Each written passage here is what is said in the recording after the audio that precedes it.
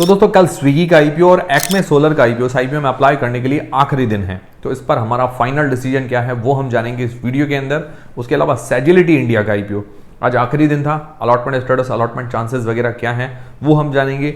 नीवा boba का IPO पहला दिन था अप्लाई करने के लिए, सब्सक्रिप्शन वगैरह कैसा मिला है वो हम जानेंगे इस वीडियो के अंदर। तो कैसे हैं आप सब लोग, उम्मीद करता हूं काफी अच्छे होंगे।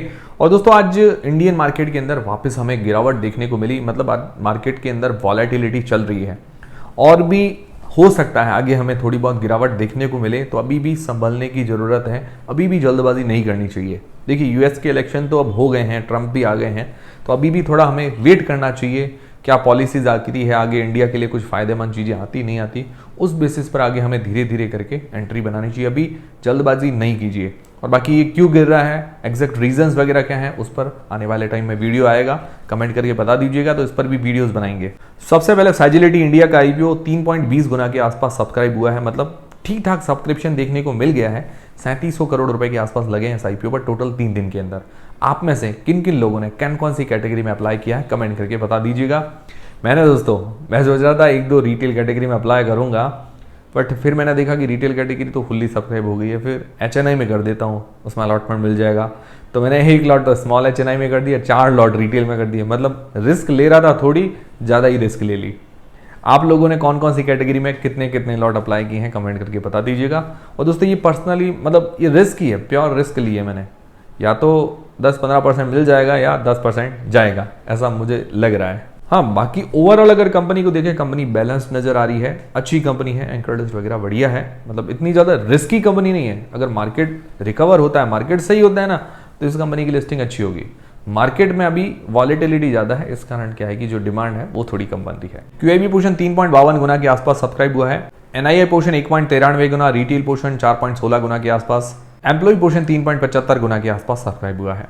अब अलॉटमेंट के चांसेस कितने हैं, 100 में से कितने लोगों को इसका अलॉटमेंट मिल सकता है? तो रिटेल कैटेगरी के अंदर करीब 25% जैसे चांसेस हैं, मतलब अंदाजन। फिर बिग एचएनआई कैटेगरी के अंदर लगभग 100% चांसेस है, उसके अंदर प्रोपोर्शनेट बेसिस पर लोगों को अलॉटमेंट मिलेगा बिग एचएनआई कैटेगरी के अंदर 10 लाख से ऊपर की एप्लीकेशन। फिर स्मॉल एचएनआई कैटेगरी के अंदर जो चांसेस है लगभग 45% के आसपास, नियरली 45-50% मान सकते हैं। मैंने स्मॉल एचएनआई में अप्लाई किया, अब देखते हैं मिलता है या नहीं मिलता है, देखते हैं किस्मत। अब इतना कम सब्सक्रिप्शन मिला है, इसमें भी किस्मत जागती है, नहीं देखा जाएगा। अलॉटमेंट स्टेटस आएगा लिंक्डइन टाइम की वेबसाइट पर कल ही की तारीख में 8 नवंबर को, ठीक है। आप में से किन किन लोगों ने अप्लाई किया है, कौन सी कैटेगरी में किया है कमेंट करके बता दीजिएगा। जीएमपी नियरली 1% के आसपास चली, मतलब अभी कोई खास डिमांड है नहीं इस आईपीओ की। फिर दोस्तों स्विगी का आईपीओ और एक्मे सोलर का आईपीओ, इन दोनों आईपीओ पर हमारा फाइनल डिसीजन क्या है। सबसे पहले स्विगी का आईपीओ, तो स्विगी टोटल 2 दिन के अंदर 0.35 टाइम्स 0.35 गुना के आसपास सब्सक्राइब हुआ है। 2100 करोड़ रुपए के आसपास लगे हैं टोटल 2 दिन के अंदर। कल की तारीख में सब्सक्रिप्शन की उम्मीद है, क्यूआईबीज वगैरह से थोड़ा बहुत सब्सक्रिप्शन आएगा, बट ओवरऑल जो सब्सक्रिप्शन की चाल है बहुत धीमी है और इश्यू साइज तो बड़ा है ही, इस कारण भी धीमी है। एम्प्लॉय पोर्शन को छोड़ दे तो सारे पोर्शन अंडर सब्सक्राइब है, मतलब बहुत कम सब्सक्रिप्शन देखने को मिला, बहुत कम रिस्पॉन्स है। जीएमपी की बात करें तो अभी कोई भी डिमांड है ही नहीं इस आईपीओ की। वैसे जीएमपी अंदाजा होता है, बट फिर भी कोई डिमांड नहीं है। अब दोस्तों क्या करना चाहिए, फाइनल डिसीजन क्या है? देखिए मैं फैक्टर्स आपको बताऊंगा, बट डिसीजन आपको अपनी रिस्क, अपना एनालिसिस लगा के बनाना है। तो देखिए सबसे पहली चीज, अब यूएस इलेक्शन तो हो गया है, बट मार्केट के अंदर अभी भी वॉलेटिलिटी है। वॉलेटिलिटी होने का कारण ये है कि डॉलर मजबूत हो रहा है और भी कई फैक्टर्स काम कर रहे हैं, ठीक है।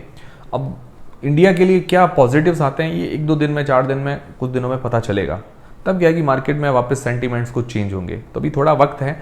अभी अगर ओवरऑल देखें तो सारे आईपीओस में थोड़ा रिस्क तो नजर आ ही रहा है, मतलब एकदम आंख बंद करके किसी भी आईपीओ में अप्लाई करने का मन नहीं कर रहा होगा, ऐसा होता ही होगा। तो सबसे पहले लिस्टिंग गेन्स के हिसाब से जो लोग अप्लाई करना चाहते हैं, तो 4 पैरामीटर्स हम अपने देखते हैं। Jazz parameter, knowledge jazz parameters. पहला जीएमपी भी कोई भी डिमांड नहीं है। दूसरा एंकर लिस्ट अच्छी आई है। तीसरा है सब्सक्रिप्शन कम मिल रहा है, कल की तारीख में मिलेगा बट अभी तक तो कम है।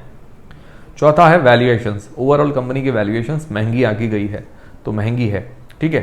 बट हाँ, जोमेटो से कहें तो आप जोमेटो से कंपेयर करेंगे तो थोड़े बहुत कुछ फैक्टर्स हमें सही नजर आएंगे, बट ओवरऑल महंगी है। तो 3 पैरामीटर्स थोड़े रिस्की नजर आ रहे हैं, तो ओवरऑल लिस्टिंग गेन्स के हिसाब से थोड़ा रिस्क नजर आ रहा है। लॉन्ग टर्म के हिसाब से पॉजिटिव्स नेगेटिव्स देख लेते हैं। पॉजिटिव्स में सबसे बड़ा पॉजिटिव ये है कि सेक्टर इसका बढ़िया है, डिमांडिंग सेक्टर है, ब्रांड नेम बहुत, जोमेटो स्विगी 2 ही नाम चलते हैं अभी फूड डिलीवरी में, कौन से 2 नाम बस, स्विगी का भाई मार्केट शेयर है 45% का, जोमेटो का है 55% का, मतलब नियरली सिमिलर है। मतलब टॉप लीडिंग कंपनी में इसका नंबर आता है।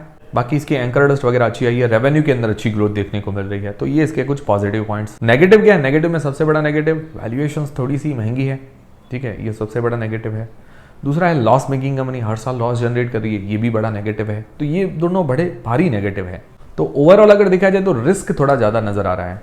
हाँ, मुझे ऐसा लग रहा है कि भाई ये बाद में प्रॉफिट तो देगा, मतलब लॉन्ग टर्म में अगर देखा जाए तो इसकी लॉन्ग टर्म ग्रोथ स्टोरी तो अच्छी हो सकती है, क्योंकि देखिए जोमेटो भी अच्छा रिटर्न दे रहा है। ओवरऑल जोमेटो भी प्रॉफिट के अंदर आ गया, ये भी प्रॉफिट में आती तो आने वाले टाइम में स्टोरी तो अच्छी होगी, क्योंकि देखिए रेवेन्यू के अंदर ग्रोथ हो रही है। तो ये लॉन्ग टर्म स्टोरी है। और ऐसा लग रहा है कि भाई हो सकता है डिस्काउंट लिस्टिंग हो जाए, फिर हमें बाद में सस्ता भी देखने को मिले, ऐसा भी पॉसिबल है। फिलहाल के लिए मैं तो रिस्क नहीं ले रहा हूँ, ना तो लिस्टिंग गेन्स के हिसाब से, ना लॉन्ग टर्म के हिसाब से। आप लोग क्या करेंगे कमेंट करके बता दीजिएगा। और मुझे देख के आप बिल्कुल भी डिसीजन ना बनाएं, आप अपनी रिस्क अपना एनालिसिस लगा के बनाएं। फिर दोस्तों एक्मे सोलर का आईपीओ टोटल 0.74 टाइम्स सब्सक्राइब हुआ है, मतलब 74%, 1178 करोड़ रुपए लगे हैं इस आईपीओ पर। एम्प्लॉय पोर्शन, रिटेल पोर्शन को छोड़कर बाकी पोर्शन जो है अभी अंडर सब्सक्राइब है। ग्रे मार्केट के अंदर भी कोई भी खास डिमांड नहीं है इस आईपीओ की, जीरो कह सकते हैं जीएमपी। वैसे जीएमपी अंदाजा है। तो अब हमारा फाइनल डिसीजन क्या होना चाहिए? सबसे पहले लिस्टिंग गेन्स के हिसाब से हमारे 4 पैरामीटर्स जैज पैरामीटर्स। जीएमपी कम है, मतलब जीरो है, कोई भी डिमांड नहीं है। एंकर ठीक आई है। सब्सक्रिप्शन कम मिल रहा है। वैल्यूएशंस ठीक है, मतलब इतनी ज़्यादा महंगी नहीं है, वैल्यूएशंस वगैरह ठीक है।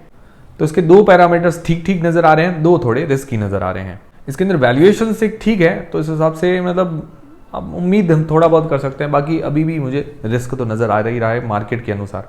बाकी हाँ, मार्केट सही होता तो मुझे लगता है थोड़ा बहुत हमें लिस्टिंग थोड़ा हल्का फुल्का मिल जाता। बाकी मैं पर्सनली अभी अप्लाई करने का नहीं सोच रहा हूँ, और कल देखूंगा अगर QIBs की तरफ से सब्सक्रिप्शन आता है, QIBs का सब्सक्रिप्शन देखूंगा, अगर वो सही आता है तो मैं अप्लाई करने का सोचूंगा लिस्टिंग गेन्स के हिसाब से 1-2 रिटेल कैटेगरी के अंदर, ज़्यादा नहीं।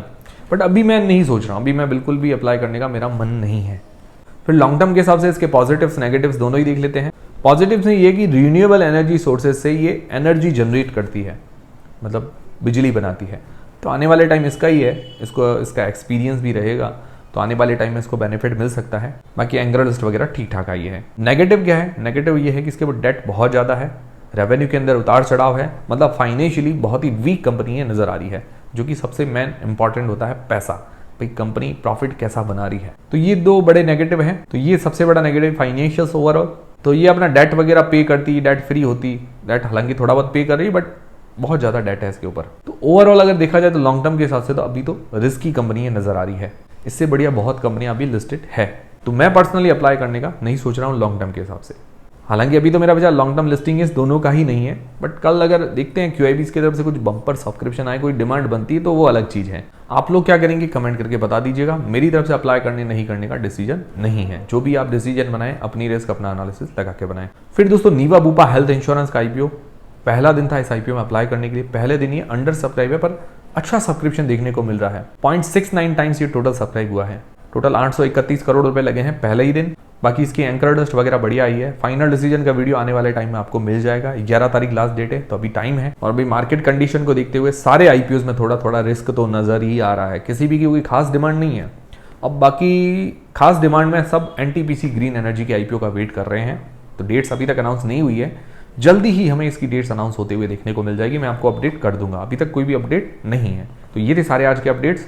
टेलीग्राम, इंस्टाग्राम, फ्री में डीमेट अकाउंट सबकी लिंक डिस्क्रिप्शन के अंदर है। वीडियो पसंद आया, हेल्पफुल रहा है तो कमेंट करके बताइएगा और लाइक जरूर कीजिएगा वीडियो को। मिलते हैं दोस्तों अगले वीडियो के अंदर।